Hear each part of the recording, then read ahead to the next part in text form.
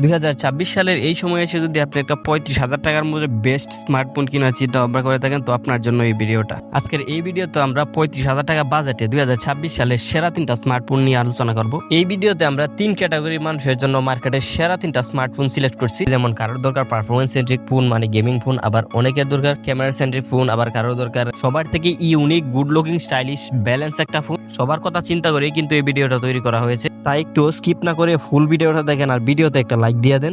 আপনার বাজেট যদি 38,000 টাকার আশেপাশে হয়ে থাকে, আপনি যদি এই প্রাইস পয়েন্টে ভালো একটা ব্র্যান্ডের গেমিং এর জন্য একটা স্মার্টফোন খুঁজে থাকেন, তো আপনার জন্য বেস্ট চয়েস হলো চাইনিজ 12/256 ভেরিয়েন্টের ফোন OnePlus SE5। এই ফোনের ডিসপ্লেতে ইউজ করা হয়েছে 6.78 ইঞ্চ ফুল এইচডি প্লাস রেজুলেশনের একটি AMOLED ডিসপ্লে। এই ফোনের প্রসেসর হিসেবে ইউজ করা হয়েছে Snapdragon 8 Gen 3। তো এই প্রসেসর দিয়ে ডে টু ডে লাইফের কাজ ভালোভাবেই করতে পারবেন, যে কোনো গেম ইজিলি রান করতে পারবেন। এই ফোনের ব্যাক ক্যামেরা ইউজ করা হয়েছে 50 মেগাপিক্সেলের মেইন শুটার, 8 মেগাপিক্সেলের আলট্রা ওয়াইড শুটার, 2 মেগাপিক্সেলের একটি macro shooter. Front camera use করা হয় 16 মেগাপিক্সেলের একটি শুটার। এটা কিন্তু একটা গেমিং ফোন হিসেবে এই ফোনের ক্যামেরা কিন্তু বেশ ভালো।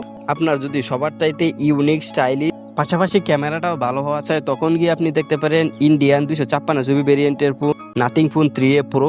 এই ফোনের ডিজাইন সবার থেকে আলাদা। এই ফোনের ব্যাক পার্টের ডিজাইনটা দেখলে যে কারোর ভালো লাগবে। এই ফোনের ডিসপ্লেতে ইউজ করা হয়েছে 6.77 ইঞ্চ ফুল এইচডি প্লাস রেজুলেশনের একটি AMOLED ডিসপ্লে। এই ফোনের প্রসেসর হিসেবে ইউজ করা হয়েছে Snapdragon 7S Gen 3। তো এই জায়গায় কমতে থাকবে, এই প্রসেসর দিয়ে ডে টু ডে লাইফের কাজ ভালোভাবে করতে পারবেন, চাইলে হালকা পাতলা গেমিং ও করতে পারবেন, বাট ডেডিকেটেডলি গেমিং এর জন্য কিন্তু এই ফোন না।